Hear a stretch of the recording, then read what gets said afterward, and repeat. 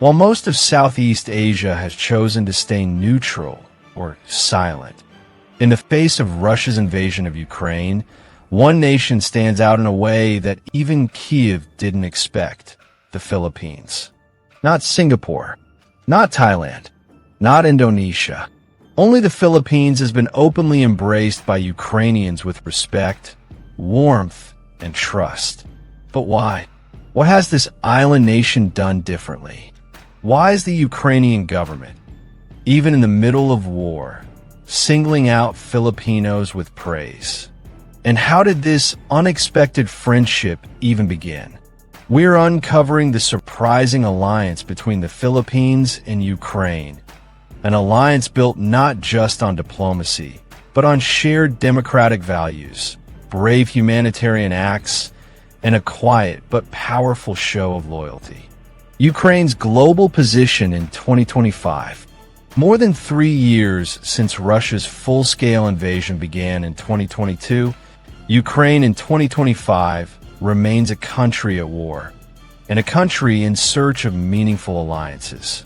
Despite suffering immense human and material losses, Ukraine has held its ground thanks to steadfast support from Western nations, particularly members of NATO.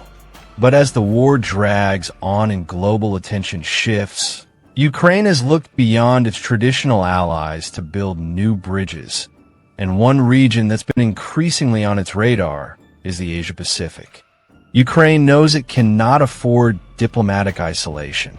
While Europe and the US have provided weapons and financial aid, Kyiv is actively seeking political support from non-Western countries to strengthen its international legitimacy, especially in United Nations votes and global forums.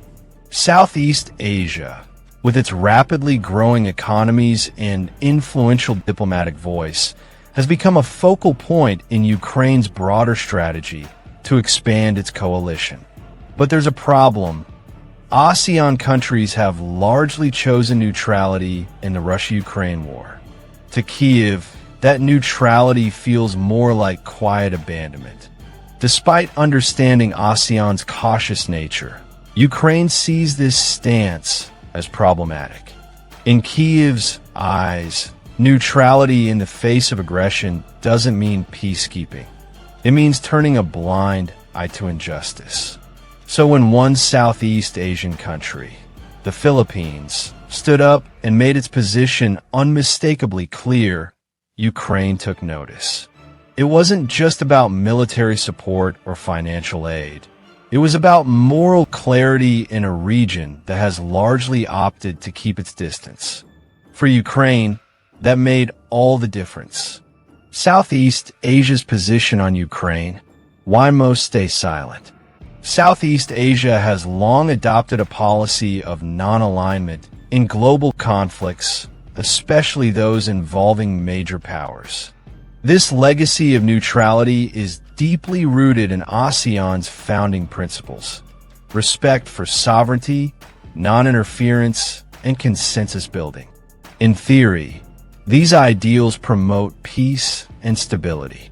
In practice, they often result in silence during global crises, and the Russia-Ukraine war is a prime example. Most ASEAN members have avoided taking a firm stance on the war. Instead of outright condemnation, they've chosen ambiguous language, abstentions in UN votes, or complete diplomatic silence. One of the main reasons is economic dependence.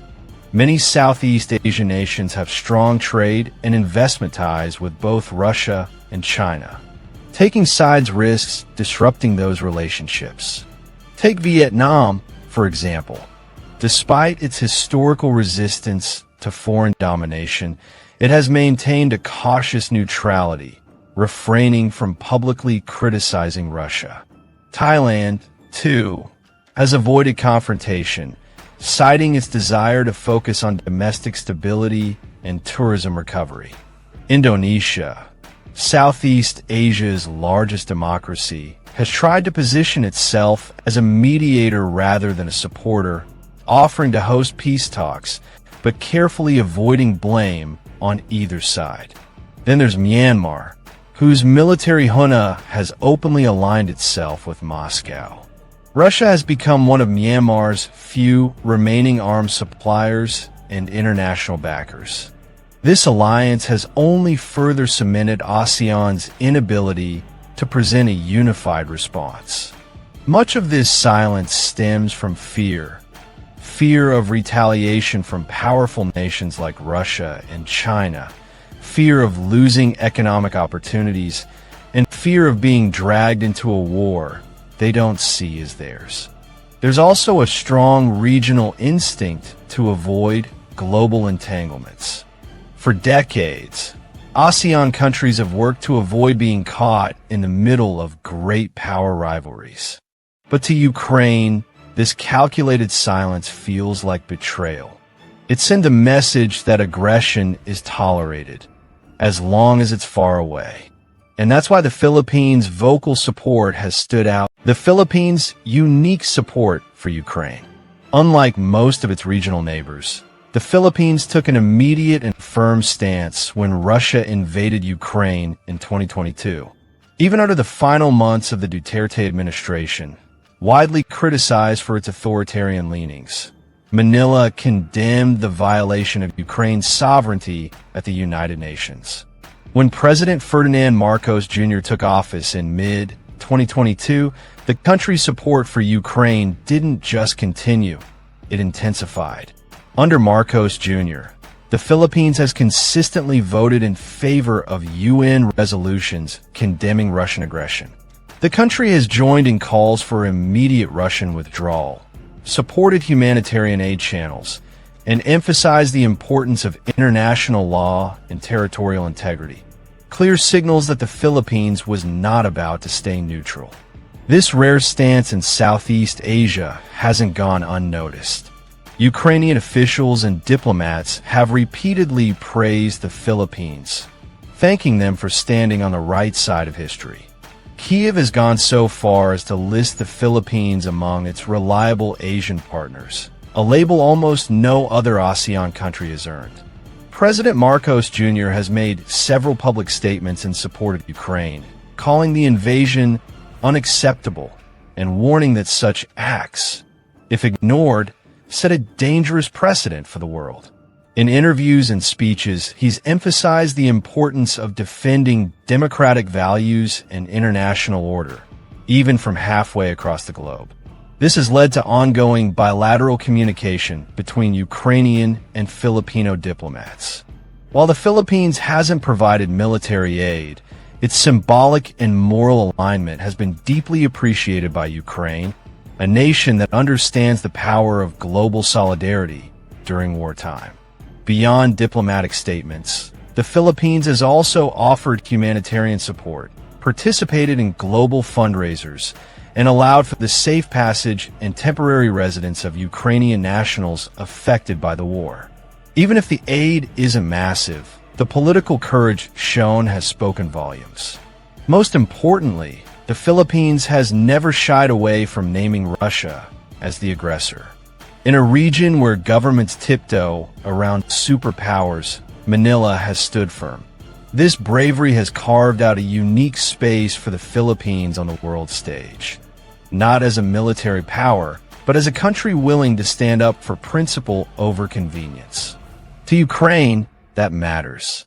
And in a world where many countries are afraid to take sides, the Philippines' bold position has earned it a place not just as an ally, but as a respected friend. Filipino workers in Ukraine and their reputation. Even before the war, a small but significant number of Filipino workers were living in Ukraine, primarily employed in caregiving, nursing, domestic work, and technical services. These overseas Filipino workers, OFWs, were known for their professionalism, warmth, and resilience, qualities that would become even more valuable once the bombs started falling. When the war began, many countries rushed to evacuate their citizens from Ukraine. While some Filipinos did leave, a surprising number chose to stay, not because they were trapped, but because they felt a duty to those they served. Filipino nurses continued to care for the elderly. Caregivers stayed with their patients. Volunteers and missionaries distributed aid in war-torn cities. In a time of fear and chaos, Filipinos were a symbol of calm and compassion. Ukrainian families began sharing stories online of Filipino helpers refusing to abandon them. In shelters and hospitals, Filipinos prayed alongside Ukrainians, sang songs of hope, and kept communities together. This quiet heroism did not go unnoticed. Ukrainian media featured Filipino workers as examples of international solidarity. Social media posts praising Filipino courage went viral in Ukraine. Even President Zelensky's office acknowledged the contributions of foreign nationals, including Filipinos, who chose to stay and help rather than flee. In wartime, reputations are forged not by words, but by actions. And the actions of these Filipinos helped shape an image of the Philippines as a country of compassion, loyalty, and courage. To Ukraine, the Filipino presence is more than economic. It's shared values, democracy, freedom, and sovereignty. At the heart of the Philippines-Ukraine relationship lies something deeper than diplomacy: shared values. Both countries are young democracies surrounded by larger, more authoritarian powers. For the Philippines, it's China. For Ukraine, it's Russia. Both nations have faced threats to their sovereignty, interference in domestic politics, and pressure to stay silent.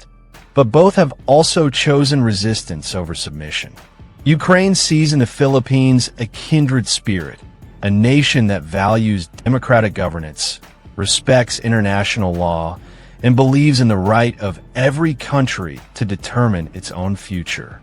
This ideological alignment matters, especially in global diplomacy, where shared values often outweigh geography. The Philippines has consistently spoken out against external aggression, be it in the South China Sea or in Eastern Europe. This consistency gives its stance on Ukraine more credibility.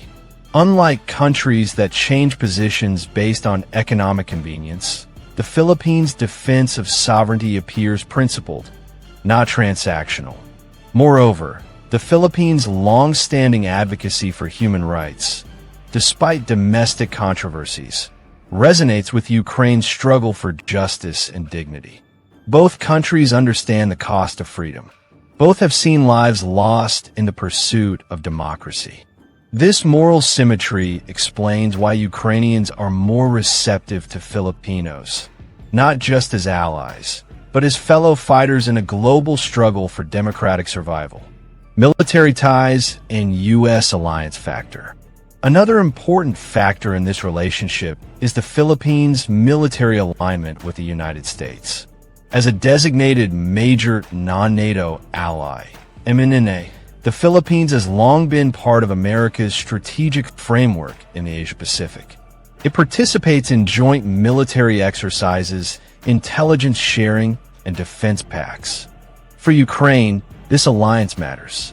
The Philippines' participation in the U.S.-led military activities, including recent war games that simulate territorial defense, signals its broader alignment with the Western order.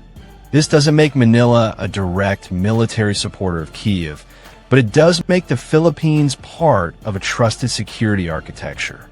Additionally, the U.S. connection creates channels for indirect cooperation. American intelligence, diplomatic pressure, and funding often flow through networks that include close allies like the Philippines.